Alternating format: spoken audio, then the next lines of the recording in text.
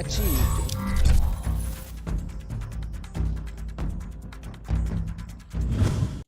Holy cow, it's me. Who would have thought? Welcome in, everybody, to Studio de Jeffrey, where, I'm feeling good about today's video.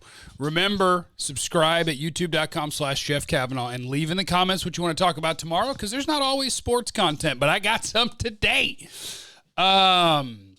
So, three-parter. Two of them are questions from you guys, and one is something that we kicked around on the radio yesterday. So what I'm going to talk about today, number one, who's the Cowboys' second best defender?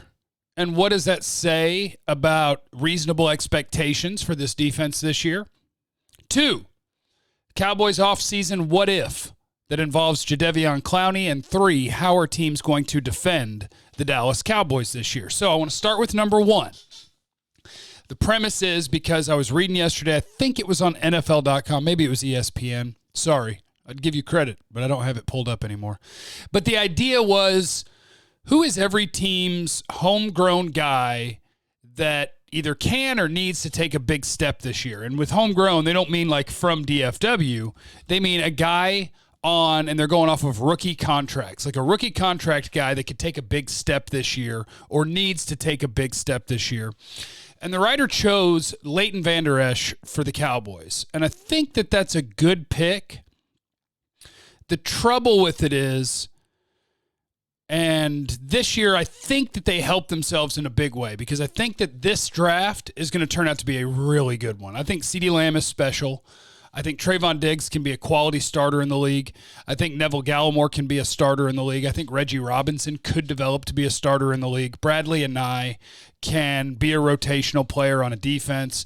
Tyler Biadasz may end up being your starting center. I think this draft is going to be a home run when we look back at it. But the ones before it, let me just pull them up real quick. Like the names that you have to pull from for, I'm looking for a guy on his rookie deal that could have a breakout year. And so rookie deals will go all the way back to 2017. Well, it won't be Taco. Okay? Cheeto or Jordan Lewis? Xavier Woods? What you're looking for in the NFL is star players that don't make much money. So in 2017, that class has none of them. You've got starters in Cheeto and maybe Jordan Lewis and Xavier Woods. So you got starters in there. And then the 2018 draft, you've got Vander Esch, who's going to start. You got Connor Williams, who might start. You got Michael Gallup, that's really good, but he's already broken out, so he's not a candidate to kind of be the breakout guy. And that's kind of it for that draft. The 2019 draft so far is Tony Pollard. That's the draft. And, hey, maybe Donovan Wilson makes a team. Maybe he makes a run at some playing time. So they're not on a good drafting run. The only guy that is anywhere near a star in their last three drafts prior to this one that just happened is Michael Gallup. Leighton Vander Esch, could he be? Yeah, he could be. We're going to worry about the neck. I'm going to worry about the neck. But he is the guy that they were picking as that's the guy that needs to take a big step in order to help the Cowboys team. And what that sent me off on was a little side quest, because I was thinking about it. Tank Lawrence is the best defender on this team. For anybody, like, you can complain and say that for what he makes, he didn't get enough sacks, and if you wanted more sack production, that's cool. But he's a great player. Not okay, not good. He's a great player. And the sack numbers will be back this year because he was still pressuring the quarterback a bunch. And pressures are a better predictor of future sacks than sacks themselves are. So Tank is going to be fine, and he's going to be a great player for you. Who's next? Who's the second best defender on the Dallas Cowboys right now? I'll give you candidates, but I won't feel great about any of the answers. So the candidates: Gerald McCoy, Jalen Smith, Leighton Vander Esch, Xavier Woods. Hopefully Aldon Smith can get his name in that discussion. Any of your corners? Probably not. So let's see what the says. What does Pro Football Focus say? According to Pro Football Focus, DeMarcus Lawrence, 86.3, elite. That's your best defender. And according to them, your second best defender would be Clinton Dix, and then Xavier Woods. And then Cheeto. Then Jalen. Oh, no, Gerald McCoy in front of Jalen. What do you expect out of that defense? I'm going to pull up the Eagles. I'm just going to pull up their depth chart. So the Cowboys offense, I ain't worried about it at all. They're going to score points. They're going to move the ball. They're good. The offensive line is going to be good at worst. The receiving core is going to be great. The running backs are going to be at least good, and the quarterback is going to be at least good. Like that, this offense is going to be really, really good. But the defense, you're hoping that a new coaching staff makes a big difference, whether it's for players individually, whether it's schematically finding ways to pressure or force turnovers. But as far as the talent from what we've seen in these guys in the league so far, your second best defender, I want to say it's Leighton Vander Esch, but he was hurt, and he didn't have a good year last year. Is there anybody that you point to that go, yeah, he had a really good year last year, and that's a really good player? He got one. All right, I got the Eagles draft depth chart pulled up. So let's eliminate their top defender. And I'll say their top defender is either Javon Hargrave or Fletcher Cox, one of their D tackles. Guys that are contending to be their second best defender include Darius Slay, either Fletcher Cox or Javon Hargrave, whichever one you didn't call their best defender, Malik Jackson, Brandon Graham. You got names to choose from there. You got dudes to choose from, and a lot of it's up front. So just an interesting way to me to think about this divisional race. The Cowboys, I think, are a little bit better at quarterback. They're way better at receiver. Offensive line, they'll both be good. Running back, they'll both be good. Miles Sanders was good last year. The Cowboys have the better offense. No doubt. But what do you expect from that defense? What would be a quality year? I'll say a quality year from this Cowboys defense would be 15th in the league. If they're in the top half of the league with the personnel that they have, I think that's a big win. Because I got troubles pointing to, let's put it this way. If I told you a second Cowboy defender is going to make the Pro Bowl, let me rephrase that. Earn the Pro Bowl, not like replacement, or off of a popular vote, but earn a Pro Bowl spot, leave in the comments. Who would that be? Who could be a Pro Bowler? Is it one of the linebackers? You hope it's Aldon Smith, because that could change things for the Cowboys. If Aldon Smith is a stud, that could change things for the Cowboys. But as it is, I'm setting my targets on 15th best defense in the league, affect the quarterback, and turn the ball over some. Because I don't see how they're going to be a very good defense all the way around. Just things to think about. Okay, what was the second topic today? The one that was Clowney related? This is from Katie and Peter. We're sharing a Google account, it appears. He said, question for tomorrow. Are the Cowboys a better team if they sign Byron Jones and a Clowney / top-tier pass rusher, so call it Clowney or Everson Griffin, but let Dak walk? Andy Dalton has proven to be a playoff QB when his team around him is good. Great job, Jeff. Love the content. What's up, CD? You didn't like that question?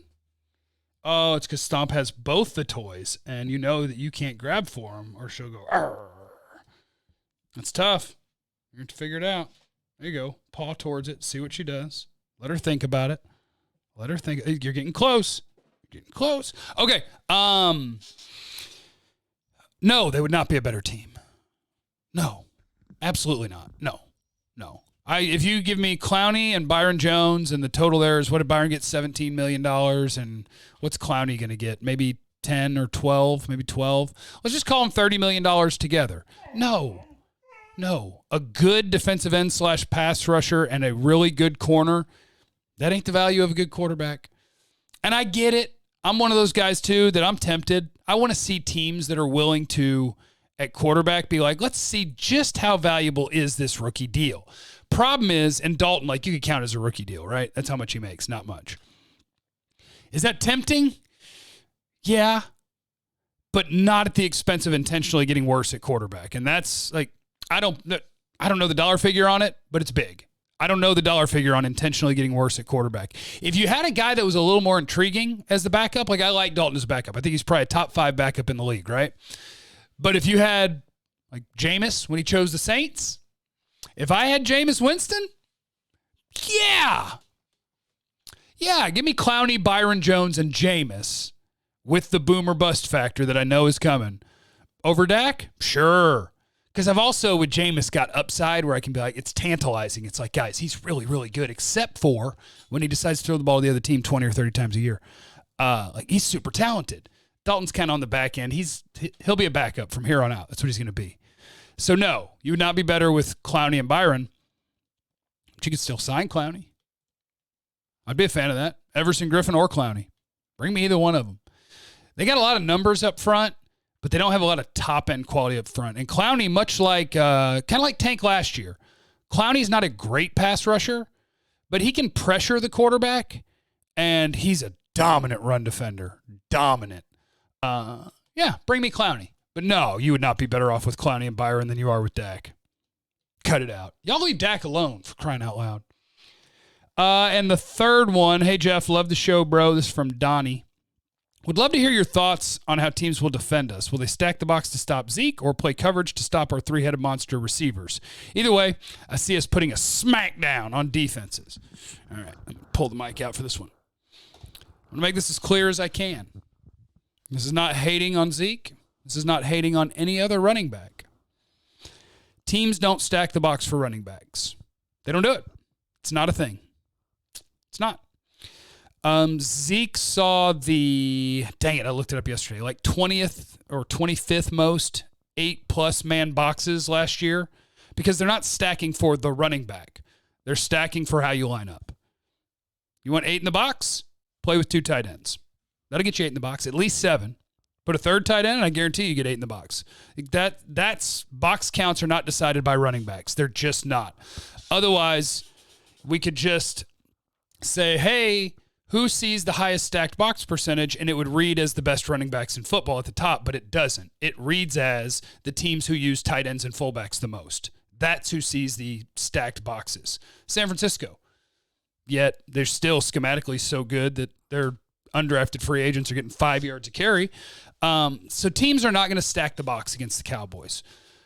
The only thing that nobody has done analytically yet, and I'm not sure how you would, is do teams look at guys who are drafted highly and who have had a lot of carries and therefore a lot of yards? Do individual players like linebackers think in their head downhill more? That's the only thing that could affect what you're trying to get to. Like, oh, a team wants to take Zeke out of the game. Can they take Zeke out of the game? Now, very occasionally a team will, right?